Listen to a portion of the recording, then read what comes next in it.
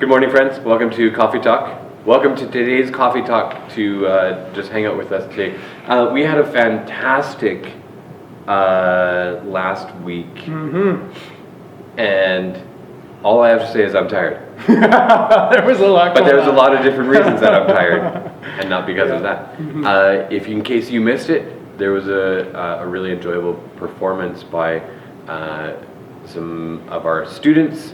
And we are so thankful for what they did and brought to that, and it was just a fun time, and it was so enjoyable to just have rock and roll on the stage with a light show, and it made me happy. So I have heard it said many times that every person's favorite genre of music is the music they listen to when they're in their late teens, early 20s.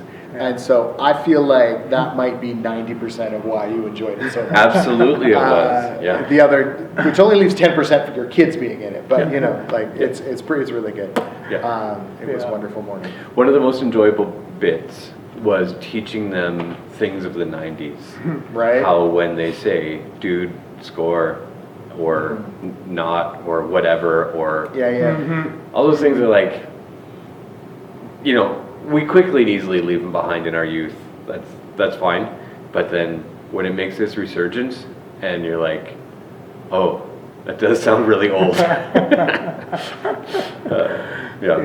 have no idea what you're talking about. Yeah. Just like we, a lot of times don't know what they're talking about.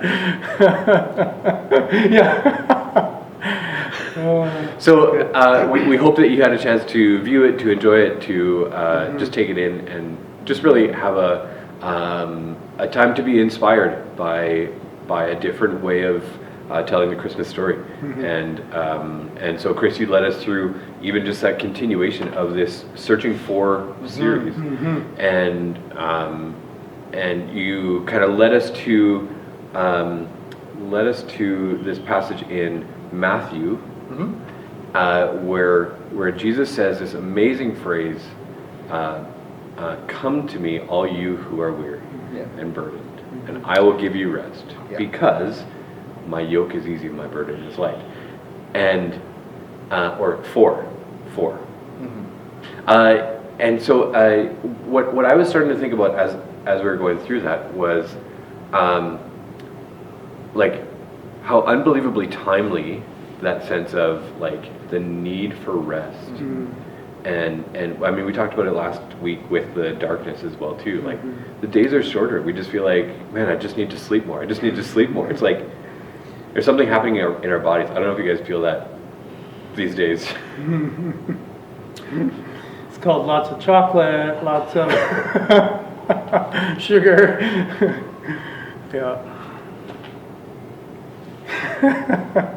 I feel like you're about to say, okay. So, so as we're searching for rest, but what I found myself thinking about through it was a thought that actually came to me kind of middle of last week by somebody else who talked about this whole Advent season, and said, when we think of Advent, when we think of Christmas, we don't really think of rest too well, and yet we feel and see the need for it. And that's kind of what you drew us to, is that when you are looking at Jesus and what he is leading you to and through, that his yoke is his teaching, his way of bringing the kingdom to us is actually amazing, but it's not another weight on you. It's actually a beautiful, burdenless burden. Right? And the thought that was brought to me was it's not nearly as much about time, which is something that sounds very strange in the December season when we have all these things to go to. But when we only look at it in time, then technically, if we were wanting to rest, then it means we shut down everything, which doesn't work in December, in our society, in our families, in our schools, in our whatever. And so the challenge that I heard last week was also to go alongside this, is that Jesus brings us true and amazing rest, but but it isn't based on time. It actually is more so based on just the sense of rhythms. And so going throughout our day, we can still be busy going to kids' concerts, and we still got to work. Somebody keeps saying we have to work right up to Christmas Eve, Jeff. And we still have to work, and we still have to do things. We still have to be a part of life, and we are still going to have that celebration. But the difference is, when we walk with Jesus, when we allow that shepherd to lead us, that it actually isn't so burdensome. So you can still have a full schedule and still find rest. And that feels like it doesn't go together. I don't know, does that sound crazy to you? No, not at all. And the reason for that is I think we all have different things that bring us, maybe not, that help us find rejuvenation in our day. Like God has wired us in such a way that certain activities help us find refreshment. Right. And it isn't always just going to bed. For some people, it can be good quality time with a friend. Yeah. And they come away from those conversations rejuvenated, and like we're like, wow, that's life-giving. Yeah. A lot of times that's worship. Yeah. Right? We come together on a Sunday morning, and we could be like dragging ourselves in here because getting kids out the door, I hear, because I never do it, is really challenging. Because Sheena's at home with the kids and I'm here. Just to be clear, right? That's why I'm not like I'm totally healed, right? So like it's that, and it's like, but then we come, we gather with our brothers and sisters, we worship, and we go home lighter, right? There's a refreshment that can come in that. Yeah. So I think that like what you're talking about, it isn't just about, I got to take time out and I got to stop everything. It's sometimes it's, well, what are we doing in the course of the busyness that actually breathes life, and that we can take a big breath and a big drink from. And that's what I think is important for me and for all of us to remember in that. That's what I think Jesus really offers. And so then we lean into community, we lean into worship, and sometimes it's various exercise activities, whatever it might be. We all have different things based on how we're wired that help us find it. And it seems like it's just a small moment can actually open up that whole mentality. I got a text from my brothers just saying, hey, we're praying for you today. Right? Like that, that just sends me into my day when I'm tired, when I'm, got lots of stuff going on, just feeling like, wow, that's amazing. Or even just spending some time with my daughter shopping. Like, we're still getting stuff done. But it was that sense of, which is also interesting because it's like, it's her name. It's what is this moment for? What is this moment all about? It's not just about getting the shopping done. It actually is like this connection and enjoyable time. And so I think it's a challenge with that of like, what is this moment for? What is Christ trying to teach me and lead me through in this moment right now? And to be able to do that in a busy season, I think gets us to January not feeling bagged, actually feeling like life just continues on, right? Though to be clear, sometimes we just need to go to bed. Like we're not saying don't. We're not saying like burn 20 hours a day and just do healthy things, but like actually in addition to, there's a lot of things we can do in the midst of busyness that cause it not to feel as draining. Chris, you also talked about his burden is light. Can you just elaborate on that? Because I think we sometimes miss what that point is. Because I also, I go back to when we were singing Handel's Messiah at college, and if you're singing the Handel's Messiah, you have to say, his burthen is light, which is a slightly different meaning altogether. But sorry, go ahead. I don't know enough of Handel's Messiah to be able to really speak to that. I suspect something's lost in translation there. Or it's just not talking about what Jesus was talking about. But it's challenging in this, right? Because the assignment for the morning is not a in-depth sermon where we would look at those verses within actually the context of the passage, right? Should we do that, we would go and see that Jesus was actually talking about something entirely different just 2 verses before. But he is on theme for a lot of what Matthew connects Jesus to, which is the pronouncement of the kingdom of heaven coming. the kingdom has come, right? And in that sense, which is kind of like Jesus is talking about revealing the Father, for a Hebrew people mindset to be thinking of the law as this heavy weight to carry. This is a lot, I got to do this, I got to do that, I got to do this, I got to do this, so that I will be blessed, so that we can live in the land, so that. And then Jesus comes along and essentially says, I'm the fulfillment of all of that. Mm-hmm. Like, let's take that weight off of you. Yeah. You, person, child of God, cannot carry the weight of the law. Yeah. I'm going to take it. And I'm going to replace that with myself, and you're going to then receive the Spirit eventually. Though I don't think that's really what he was talking about. That's more of us looking back and putting pieces together. But when he offers himself as the fulfillment of the law, as the new revelation of the Father, there is such a refreshment, a lightness to that, because the onus is no longer on us to do all the minutiae. Yeah. The onus is on us to follow Jesus. Yes. Mm-hmm. It is on us then to be children and enjoy our position as children of the King. Right? I don't have to spend my days going, okay, how many things have I sinned for? What have I done yesterday? How many animals do I have to prepare for this sacrifice? All of those things are now just Jesus took care of that. Right. And I come to him and say, thank you. Yeah. Thank you for doing that for me. Right? Forgive me for when I have sinned. Thank you for taking care of that. Yeah. Mm-hmm. And then spending my days going, okay, I'm going to walk with Jesus today. Yeah. Mm-hmm. Yeah.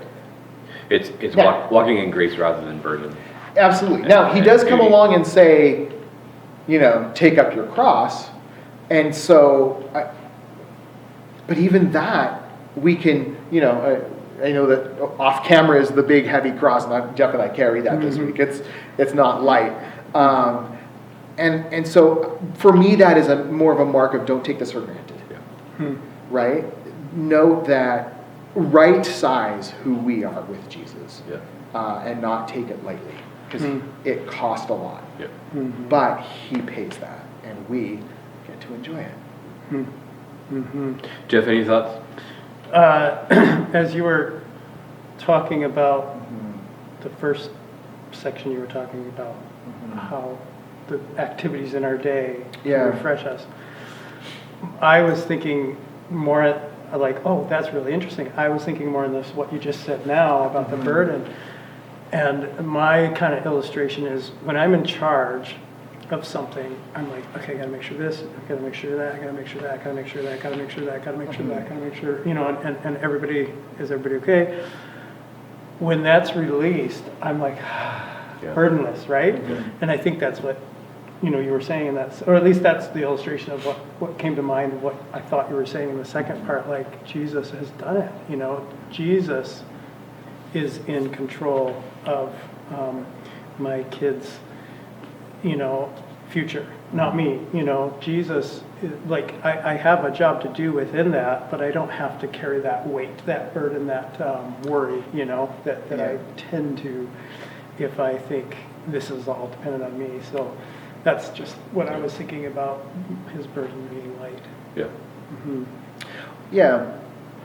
I think one of the things that brings to mind, though, is that, and I don't want to take away from any of that, because I think that's so good for us to think about and focus on. I think more what I was thinking about in that first, kind of the activity aspect of it. I think about Light Up. Oh, Light Up is one of those things. I thought it was great. I was just like, oh wow, that's an addition to us. No, I just want to illustrate it. Light Up is one of those things where, and I do think attitude matters. Yeah. If I approach Light Up as, oh my goodness, like, why are we doing this event? This is so much work.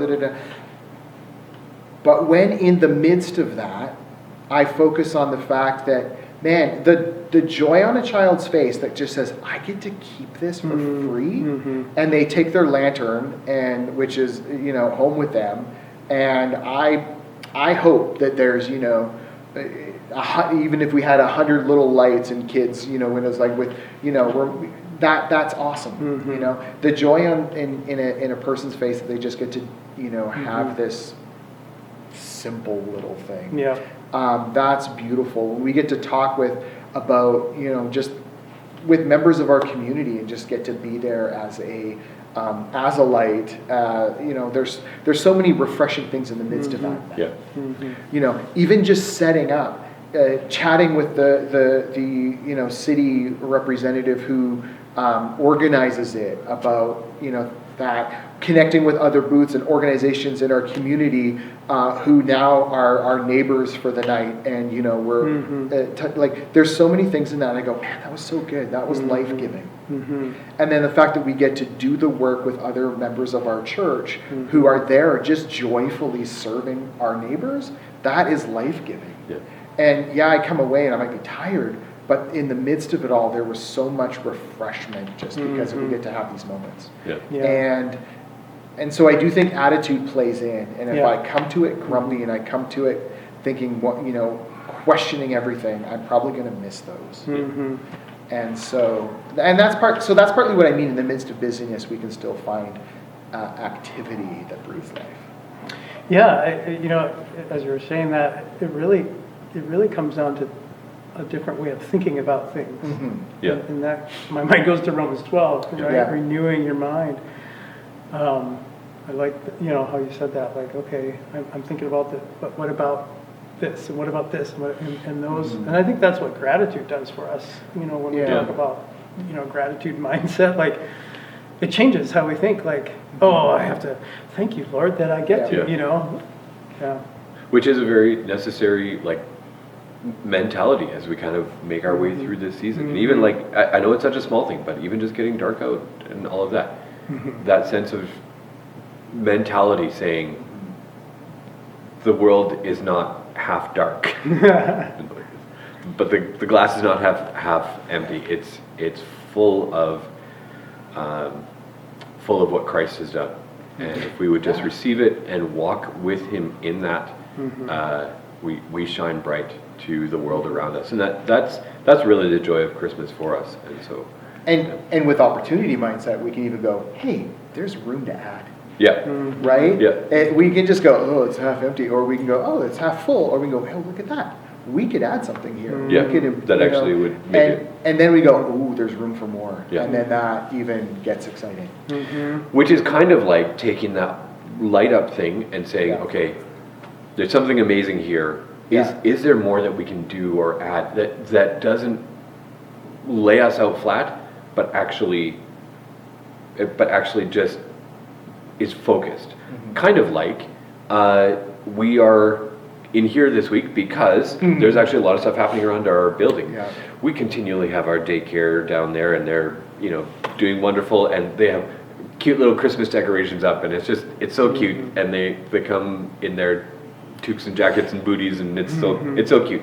But then over here we actually have the Gifts of Hope, and that's run through Salvation Army in our sanctuary, and so the whole sanctuary is set up like a toy store. And so being able to share with our community that really is not on us, it's organized by somebody else, but I think it's also one of those things of this is an easy addition for us to be able to open our doors, turn on the heat, turn on lights, turn on some Christmas carols, and to allow God to do amazing things. And to allow these people to be prayed for and blessed, and whether they receive it or not, great, but we are bringing that joy and hope to them. You talked a few minutes ago about receiving a text from your brothers, right? And Yeah. how that encouraged you. I feel like that's what we get to do for the Salvation Army this week, and as we did for the Warriors, for everyone who uses our building in a way to, to do the ministry they're excited about that blesses the community. Yeah. We're just turning on lights. It's a small thing that I think actually really encourages people and becomes then the right thing. There are a few people that get to be involved in that as well. Absolutely. That from our church that was neat to see being here. So and we all have little bits in We it, have whether little it's bits, helping set up or Praying with somebody, praying with people or whatever. It's not that we are entirely hands off. It's just really not.